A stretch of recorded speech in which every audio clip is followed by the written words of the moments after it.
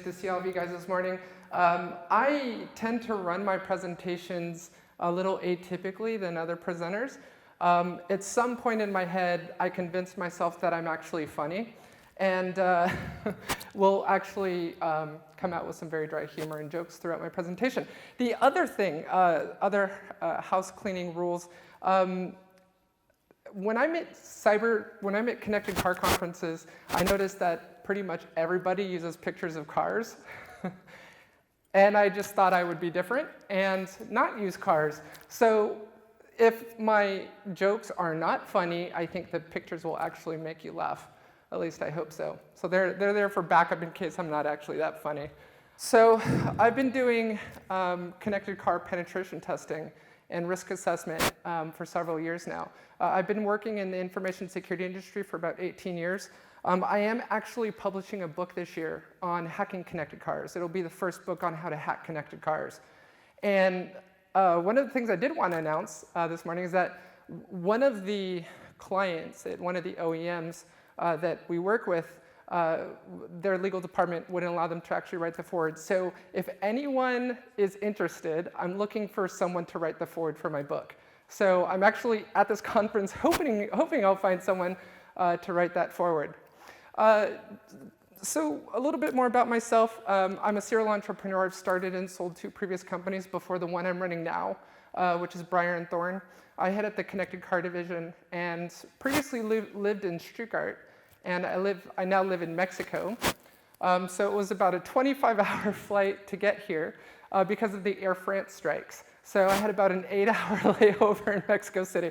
I don't know if anyone else got affected by the strikes, but I did. So I am actually virtually on no sleep. I've been awake for about 24 hours, and I'm on about 15 cups of coffee. So if none of you are quite awake yet, I promise you I will be your caffeine this morning. Okay, let's see. What else can I tell you? I've published numerous vulnerabilities. One of the things that I do like to do is start my conferences out with a joke. Try and get everyone to loosen up and laugh. And I typically like to make fun of myself. So I speak at security conferences around the world, Asia, Europe. So I've been to the rodeo. And my first conference, I don't know, raise your hand if you've heard of Black Hat briefings. It's a security conference for hackers. Okay, so pretty well known. So I was speaking at Black Hat briefings, and there was about 400 people in the room. It was awesome. It was an awesome turnout. And I had one of the wireless mics on, and I forgot that I had a wireless mic on. And everyone was coming in the room, and everyone was coming like, yeah, we're gonna watch our hack. It's gonna be awesome. We're just gonna hack VPNs. And I'm like, I need to use the bathroom. I've had like 15 cups of coffee. And I forgot my wireless microphone was on. And I walked out, I walked off the stage, walked out into the bathroom, and the entire room of 400 people heard me use the bathroom. It was so embarrassing. And I was like, God, I really hope no one finds out about that. That was so embarrassing. I'll just relegate it to the people that were there. And here I am, like, 10 years later, 15 years later, and I'm still talking about it. But anyway, so that was quite funny. One of the things that I really wanted to do was, up until now, actually at a conference in Tokyo, I realized that I was just tired of doing presentations on hacking connected cars. I felt that, there's so much video, there's so many videos out there, there's so much text out there, there's so much stuff on YouTube about how to hack cars. And and with all due respect to the people that are at this conference, and because it's important. You need to demonstrate how you can hack stuff, how you can break stuff. But one of the things that I really felt was lacking was I was tired of kind of getting up on stage and showing this YouTube video of how I hacked a car or how this person hacked a car. I just felt like, and even talking to some of the attendees at the conferences, they're like, it's like mind-numbing. We come to all of these security conferences on hacking connected cars, and we get that it can happen. We get that it's possible to hack a car. But what about how to fix it? How do we address the risk? You've shown us that you can hack the car, but how do we fix this? And one of the things that I learned. Oh yes, thank you. One of the things that I learned was that So I've been hacking since I was 13. That's how I got into this. My pedigree is hacking. When I was 17, I hacked into a government network, got arrested, state of California dropped the charges. I went to go work for the Department of Defense in cyber warfare. And one of the things that I've learned, and I'm going to leave you guys with several cool quotes today, is that what can be built by humans can be broken by humans. So I want you guys to get the thought out of your head that there's no vulnerabilities in your cars, there's no vulnerabilities in it. A lot of you probably already know that, but I just want to reinforce that there's always going to be vulnerabilities. Now, the point of my talk today is that it's not about the fact that there's vulnerabilities, it's that the clients that we've worked with, a lot of the automakers and OEMs around the world aren't going to fix every vulnerability. And that's what I love about risk assessments, is that as a penetration tester, yeah, I can go in front of your CEO and your board and your C-level execs and show you how I hacked the shit out of your car. Sorry, excuse my French. But at the end of the day, they're only going to take a risk-based decision on what they fix. They're not going to fix everything. And what I love about risk assessments is that, and I'll talk a little bit more about this in the next slide, but it's the fact that in a penetration test, it's the proof in the pudding, right? It's like, yes, I'm telling you this is vulnerable. I'm telling you why it's bad to store your private keys unencrypted in the file system in a world-readable directory. Yes, I have run into that. But it's not just about that. It's not just the practical, but the theoretical attacks, the things that you're not thinking about in the risk assessment. And one of the things that I will teach you guys today is that, first and foremost, I am not about giving presentations and showing you my really funny looking photos and saying, thanks, have a good day. I want you to walk away with something. This is going to be very instructional. I have developed a tool for performing risk assessments, and I am making that available for free for all of you. You guys will all be able to go home, download my tool, download the procedure, follow the risk assessment. You will actually be able to walk away with how to do this. It's not just about, and that's one of the things that another reason why I wanted to do these presentations on risk assessments is there's very little material out there on it. One of the things I talked about in the professor here from Chalmers is that there were 2 students who did a master's thesis in 2014 on performing threat models and risk assessments against connected cars. That's one of very few papers out there on this. You go and you Google it, you're not going to find much. So this material today, I have never taught before.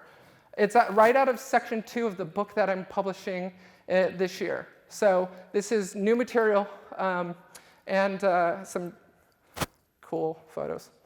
So anyway, okay, enough of the table of contents.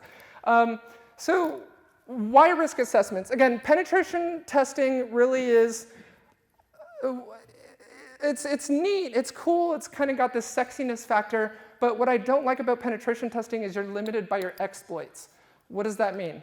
If I tell you that I can hack your telematics control unit through GSM, I am limited on what I can show you or prove to you based on the exploits that I have available to me, or that I'm readily available to either develop or create or script. I'm limited by the tools that I have. And it's possible, it's very possible that vulnerabilities won't get discovered or won't be thought about, and I feel like risk assessments are more holistic. So some of you may disagree. I know it's a religious debate. I'm not saying penetration testing is bad. I'm not saying it's wrong. I do it. It's a huge part of our business. I'm not saying that you shouldn't do it. You need to do it. But what I love about risk assessments is one thing, and several of you probably know what I'm about to say. Asset register. A lot of our clients that I run into don't even know what their assets are. The very first step, some of you are nodding your heads, the very first step in a risk assessment is cataloging your assets. I can't tell you how many TCUs and head units I've compromised because the company came back and didn't know that we didn't know our developers put that in there. We didn't know. We didn't know that that was in there. Asset registers are critical to you at your companies in making sure you know what you've got in the unit. You can't protect something you don't know you had. Take that away with you today. You can't protect something you don't know you had.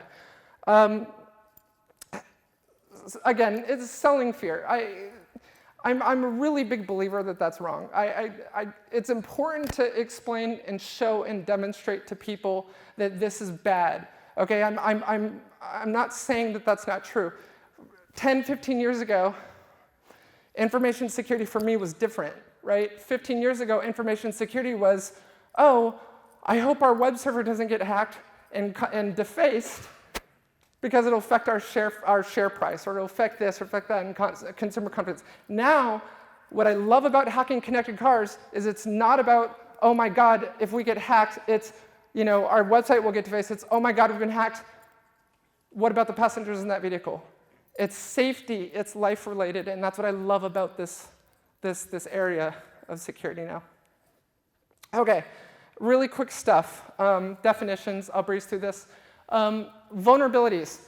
Basically, it's this simple. A vulnerability is a breakdown or a deficiency in a system, an asset, that has the potential to impact confidentiality, integrity, and availability of a system. Now there's all kinds of different definitions for vulnerability, but that's really the simplest way I can explain it. A threat is not only just intentional damage, but accidental damage. That's also a threat. So threats are basically anything that can take a vulnerability, exploit it, and be able to have that impact or put the impact on confidentiality, integrity, or availability. Risk. Okay, so this one, I actually have changed my mind on this. I used to believe that risk equals to threat times vulnerability. If you don't have a threat, you don't have a vulnerability. If you don't have a vulnerability, you don't have a threat, you don't have risk. 1 times 0 is 0. 0 times 1 is 0, right? You can have a vulnerability, but if you don't have a threat to exploit it, there's no risk, right? But I've changed my mind on that, and I like the formula risk equals to probability times impact, because if you think about it, you don't have probability if you don't have a vulnerability and you don't have a threat. Same with impact, right? So it encompasses it anyway. And so one of the things that you guys will find is, short of a math lesson today, I will show you that this is actually a mathematical formula, that these individual things like probability and impact go into your mathematical formula to determine and calculate what that risk is. Okay. So first things first, let's talk about the risk assessment process. The first thing you're going to do is do a threat model. Threat modeling is not a risk assessment. There's different types of threat models. There's the STRIDE model, which was developed by Microsoft, and I'll talk about that in a minute. I'll go into some more detail with these after this chart, and then there's the EVITA model. Now, previously, we were actually performing a lot of these with the EVITA model is the model. I've since changed that modus operandi, and I'm starting to actually incorporate ISO. I don't know why I'm an ISO girl, call it because of ISO 27001, because we work with a lot of European companies. NIST is a kind of a bigger thing in America and the United States. ISO is more international. And we work with so many international clients in Asia and Europe, I felt that ISO and that flavor of ice cream was probably going to be the best thing to go with. So I've since changed my methods. After you do your threat modeling, you're going to perform a risk assessment. Again, you can decide on your own threat taxonomy. You can decide on your own risk assessment framework. There's no right answer to this. Just the only wrong answer is not doing it, right? And as a penetration tester, one of the things that I have actually begun to do lately is tell people, you know what? I think we're doing penetration testing wrong. I think, in my experience, companies are hiring penetration testing firms and outside penetration testers to come in and say, hack our network, hack our system, hack our head unit, hack our TCU. How can you ask someone to come in and hack your system if you don't even know what it is you've got, right? You can't really do a thorough penetration test if you don't know what the assets are that make up that system. Think of it as like Lego blocks. Think about it as like, something if you ever put together Legos when you were a child, right? How can you affect the stability of your Lego blocks if you don't know where every Lego is placed? How can you understand the vulnerabilities of that without knowing what's actually in there? So I believe that penetration testing is done wrong. It's backwards. You should first do a risk assessment, then a penetration test. The third thing, risk treatment. This is big. Not only do we have our risks, not only do we have our unacceptable risks to the business, but now we need to actually treat those risks, okay? All right. All right. Threat modeling. So the first thing I'm going to do is I'm going to explain how to do a threat model. Then I'm going to explain how to do a risk assessment. And again, this is me just using different models over the years and deciding what works best. It may be best for me, but it may not necessarily be best for you and your organization. All right, I will let you know, especially when we come to the report side, what you guys should be focused on and customize to your business. You guys are going to be able to go down and download the template and the tool for this. In the template, there is a section, there's an area of the tool where I actually highlight that you guys should actually customize this for your business and your product. Okay. Threat modeling is illustrating objectives of the system mapped to relevant threats and vulnerabilities with corresponding mitigations. What does that mean? It's really simple. You're basically mapping out what this thing looks like. And it's funny, I walk into these multi-billion-dollar corporations, these huge publicly traded companies, thousands of employees, and they don't even have engineering documentation explaining the system that they've built that's going into these fleets of cars. I don't understand this. It's like a lot of companies just go right into product development and they're like, forget the documentation. We don't really need that.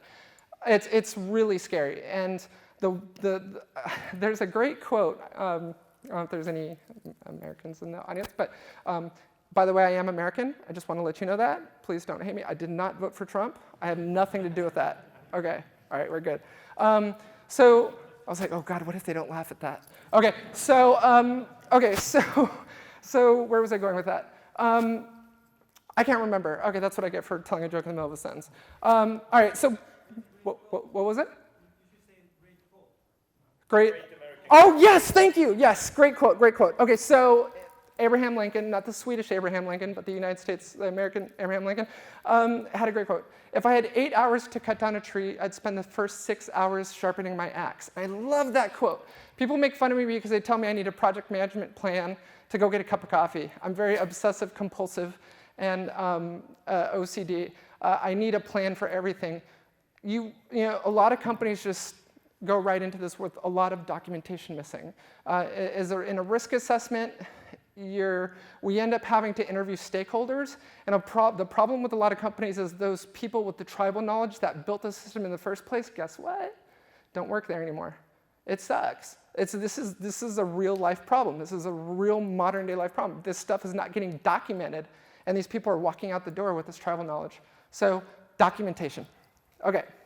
So there's different models. There's the STRIDE model. Now, what you're doing is you're basically just defining a threat taxonomy. That's all you're doing. You're saying, okay, this particular type of attack fits into this kind of category, threat taxonomies, okay?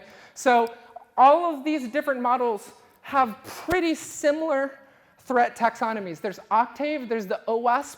For those of you who are penetration testers in the audience, you recognize OWASP. It's the same guys and gals that develop the OWASP and run the OWASP project and the Web Application Penetration Testing Guide. OWASP has pretty much the same kind of vulnerabilities. They all fit into these main buckets of spoofing, tampering, repudiation, information disclosure, denial of service, and elevation of privilege. What is spoofing? Spoofing is very simple. It's I'm pretending to be something I'm not. One of the most common attack vectors, and I will fit little anonymized stories into my presentation today. We had a client, and one of the things that they did was they had an inherent trust. And I'm trying to remember if that client is in my audience today.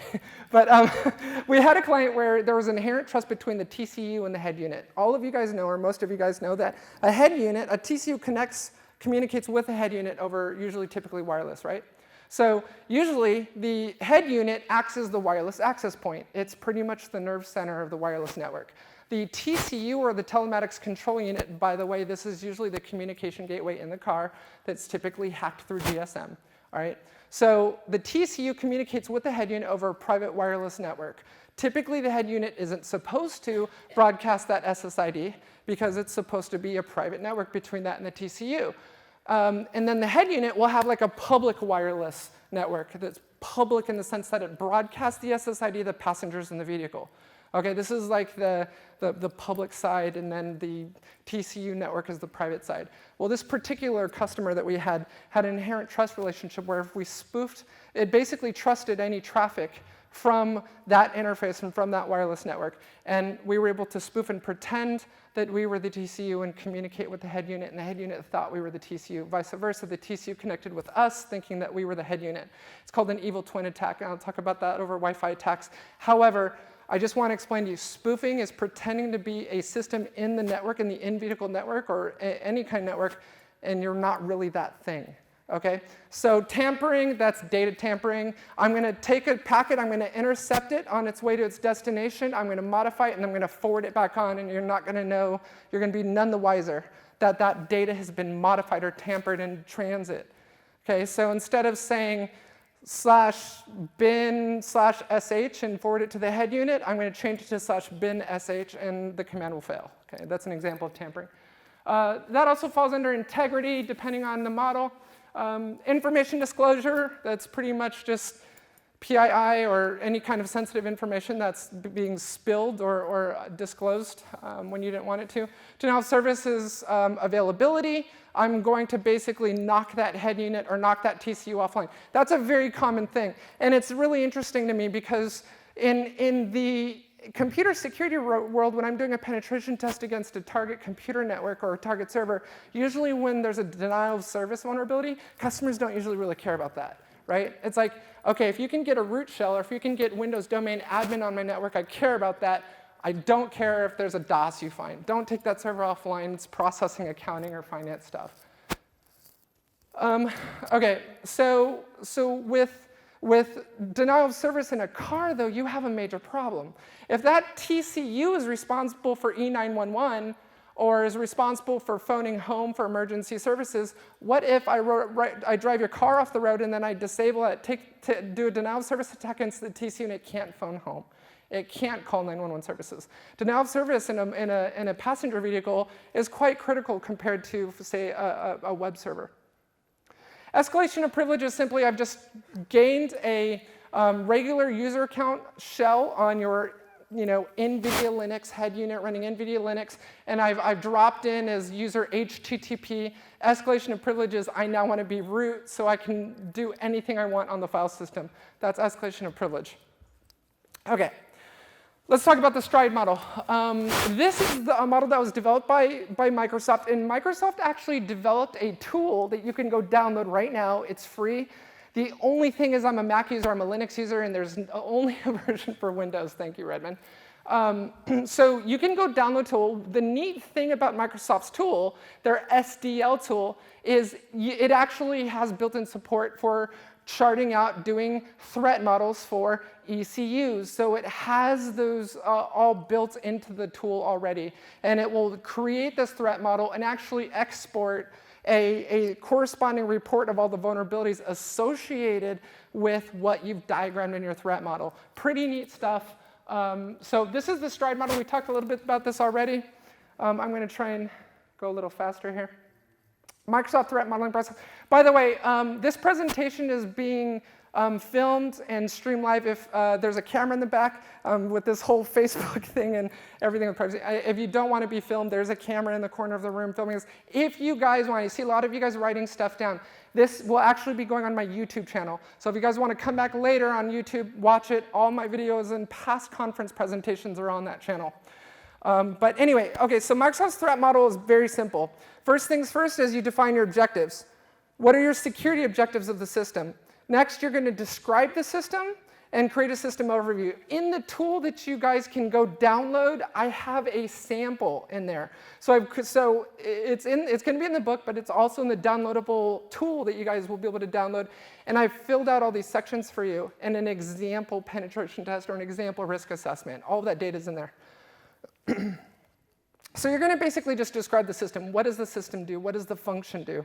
Next, you're going to decompose the system into its smaller parts, mapping data flows. I cannot tell you how many times I've been in a penetration test and I had the security guy or girl and the developer. And I was home like, look, I shouldn't be able to go from this side, this network, over to this network. Why can I do that? Why? There needs to be some sort of network isolation or network segmentation. It's a flat network. You guys need to fix that. Put in a firewall. OK, we'll put in IP tables. OK, great.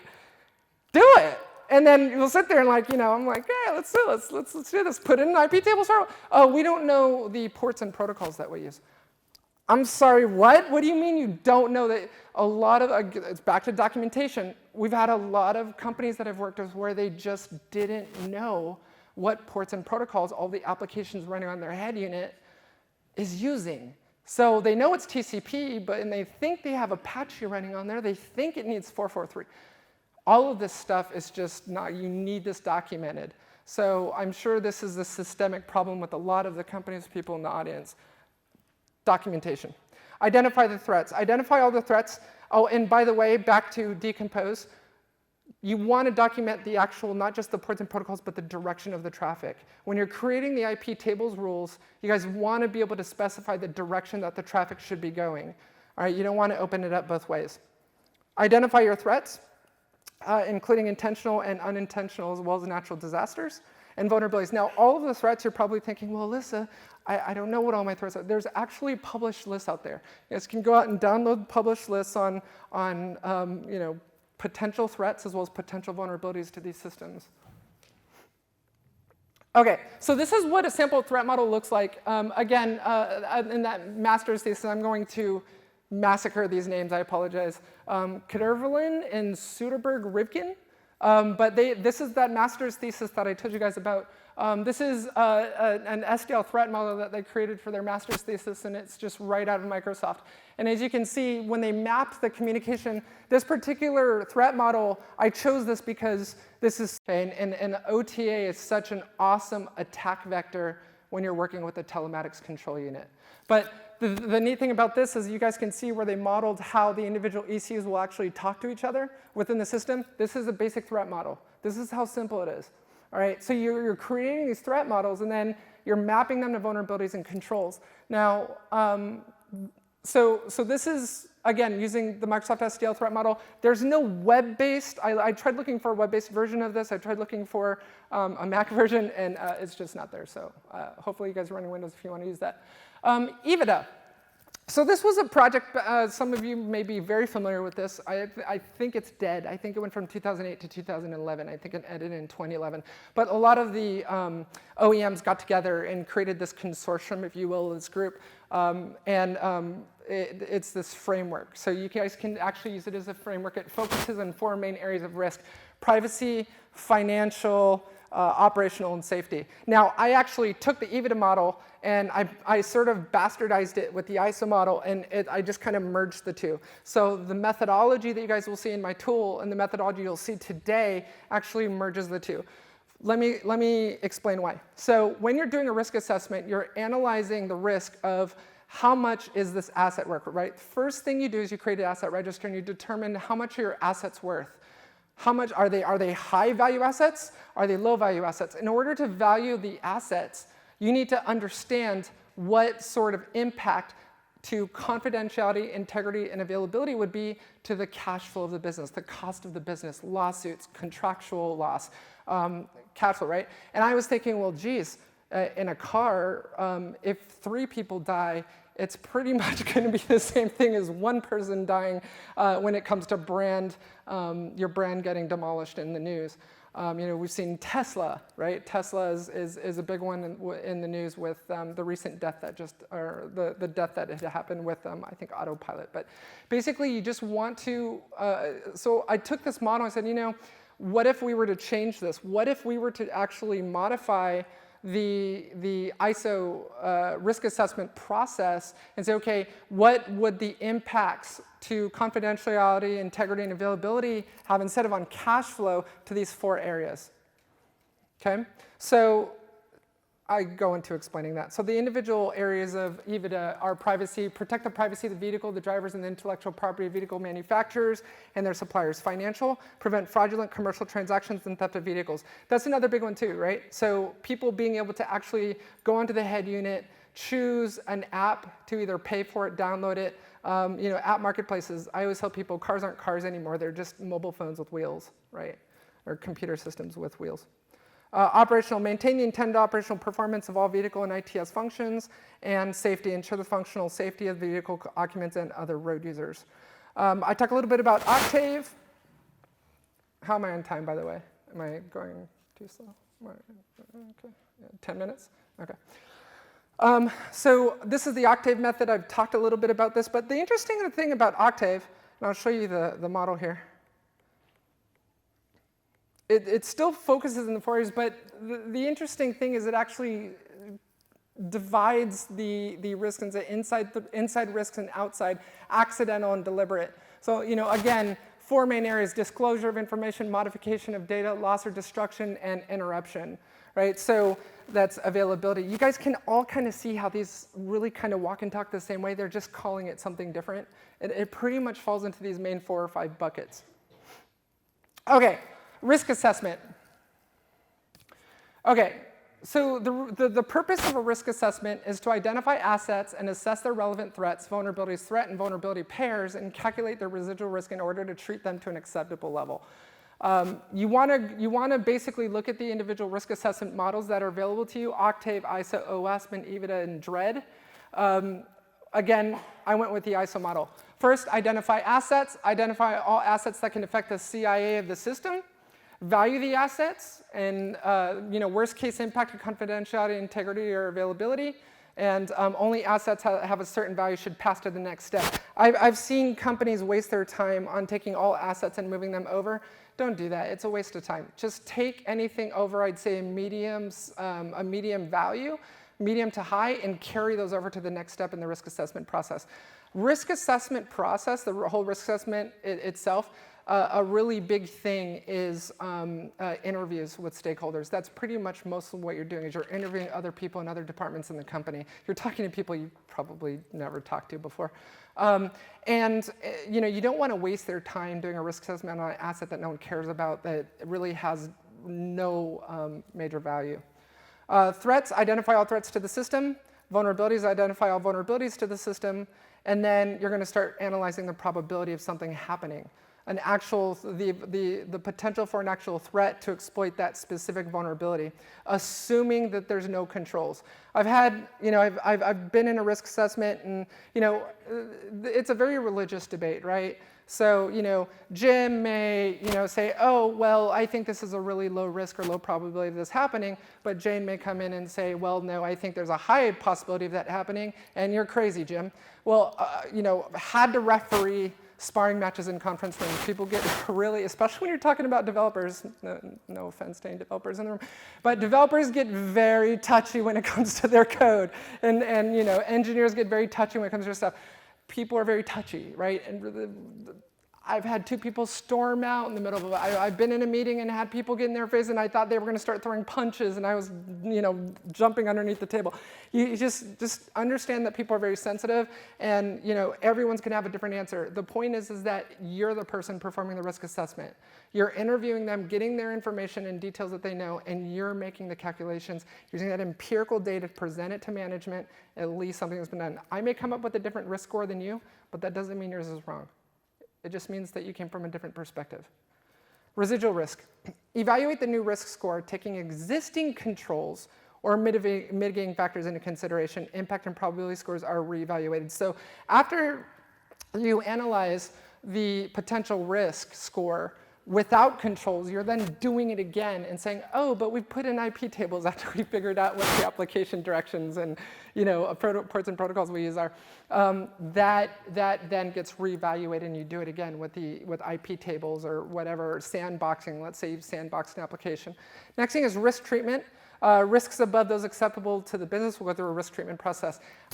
I've been asked numerous times what that acceptable risk score should be. I never like getting that question because that's really not up to me. That's up to you. It's up to your business to decide.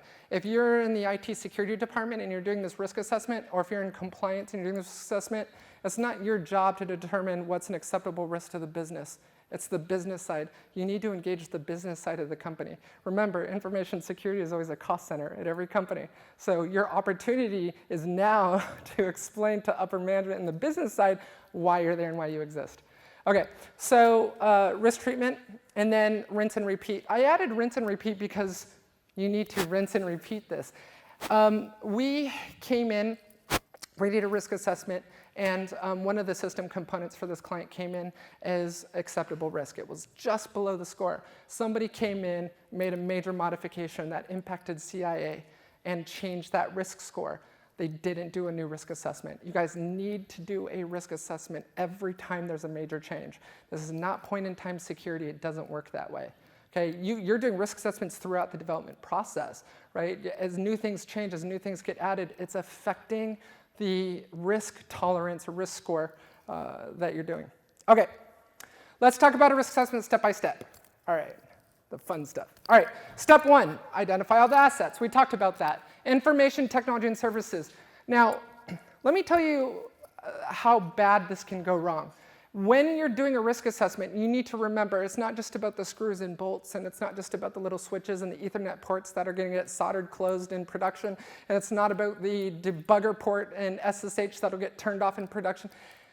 It's also the directories, okay? So we were doing a penetration test. I had gained shell access to the machine, and I found out that the client was taking, they had the initial key of the unit, the initial key of the TCU, and it was stored in plain text, world readable directory, world readable. A regular user could view this, and it's the initial key for the unit. And guess what? By the way, I'm sure a lot of your companies do this.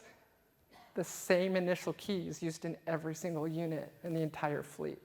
So if you had that initial key and you got your hands on it, guess what we did? Well, we took the private key, we loaded it into our password cracker, and we cracked the password. It took about 35 seconds. You know why? The password was password.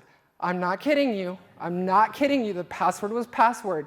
All right. The developers came back. No offense to developers in the audience. The developers came back and said, well, if someone's got access to the system anyway, it's not that big of a risk if the password is password because we're game over. No, it doesn't work that way, right? It's like kind of saying, well, why should I lock the door to my house? If there's a robber in the neighborhood, I'm already screwed anyway, so I might as well just leave the door open. Doesn't work that way. Don't set your password as password on keys, on private keys.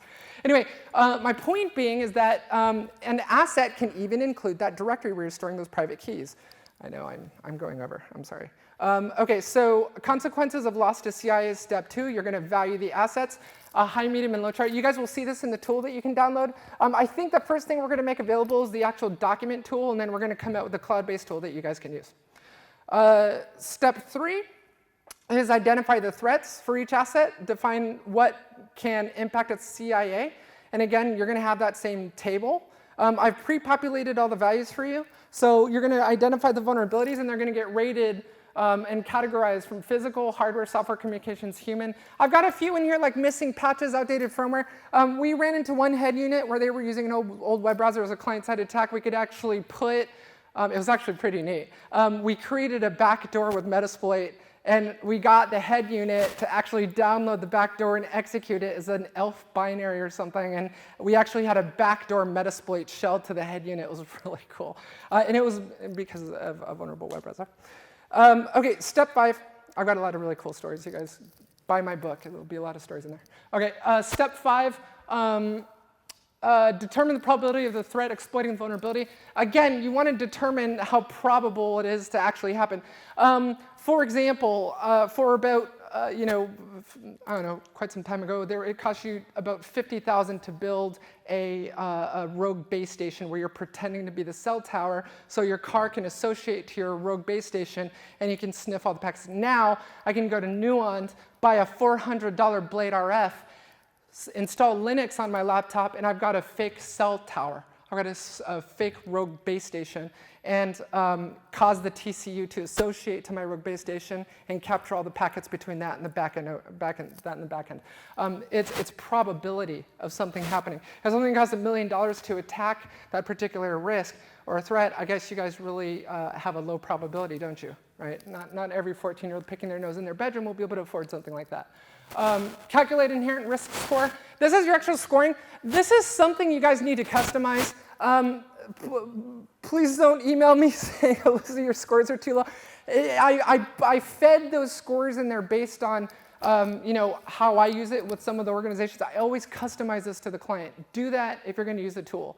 Okay, you're going to customize those values yourself. And then the final steps. Step 7, you're going to identify the controls, and then you're going to calculate the residual risk. You need to rerun that risk assessment with the controls in place, whether IP tables or something else, and you're going to recalculate that residual risk. OK, so believe it or not, that is it. That's the end of my presentation. OK, no more really dry humor and bad jokes. Again, there is a free tool that will be available. I think the file, the document tool is available now.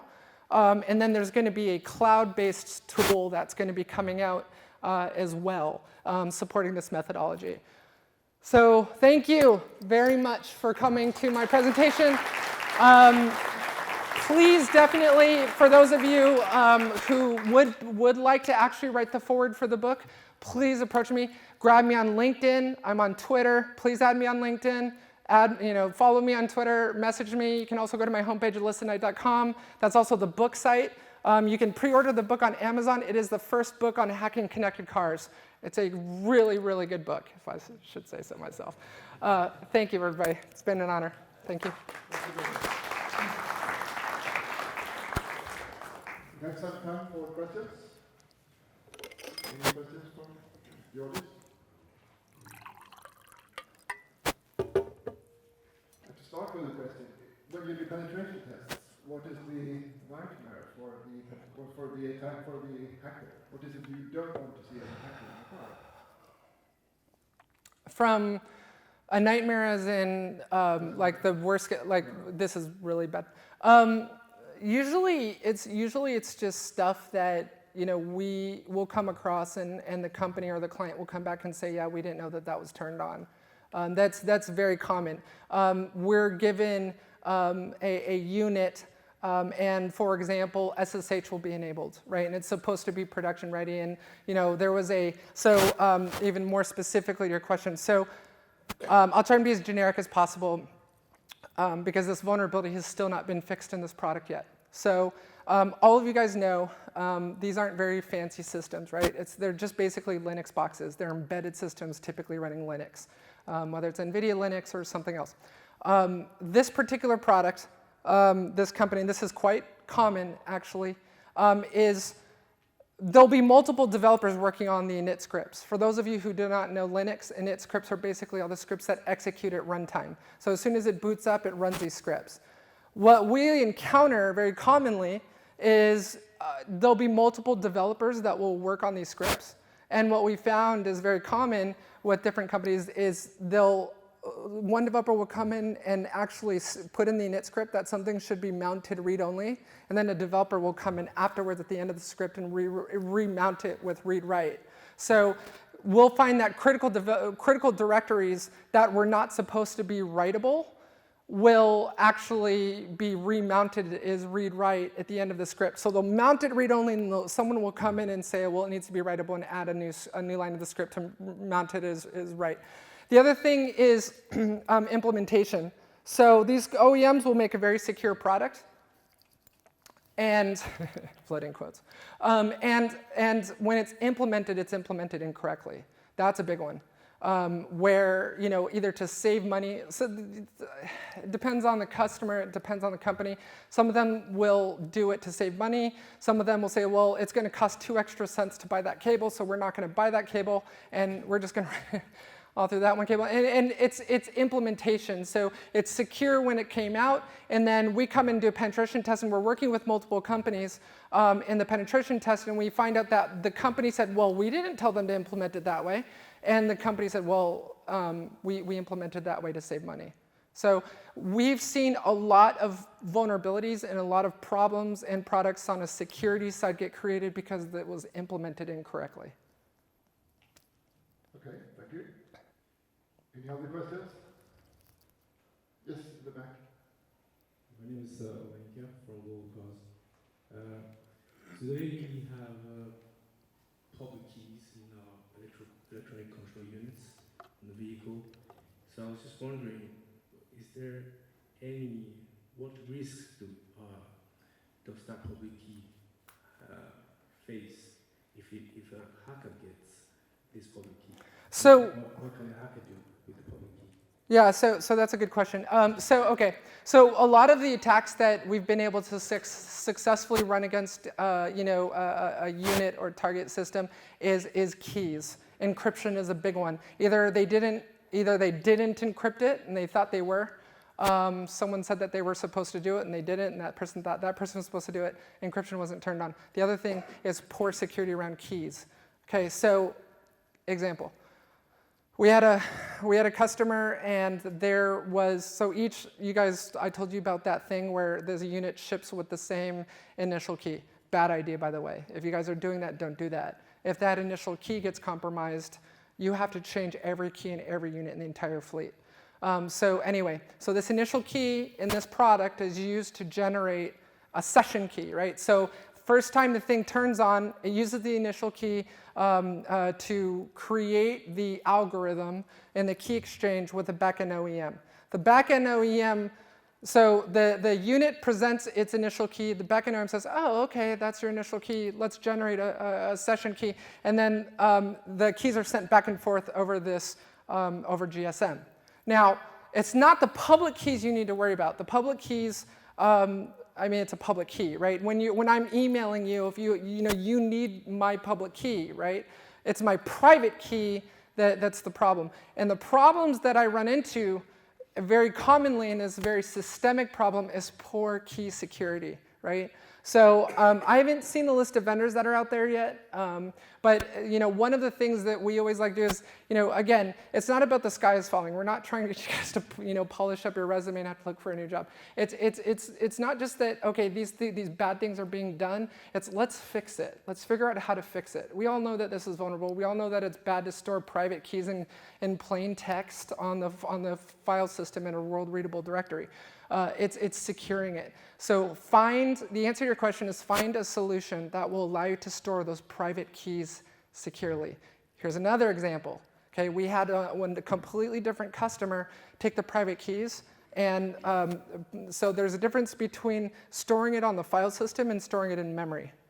Okay, so what this company was doing was, it was good, it was in memory, right? But okay, fine, you can use memory carvers to carve the key out of memory. Okay, I get that. But again, it's making it as hard as possible for the hacker to compromise, to continue that kill chain.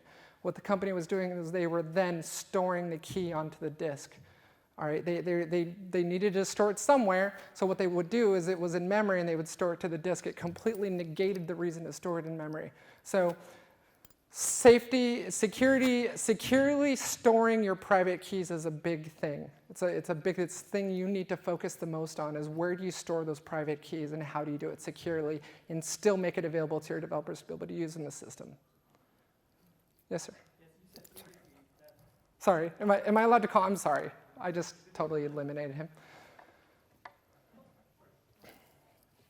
Hello. You said previously that the TCU is basically some embedded Linux.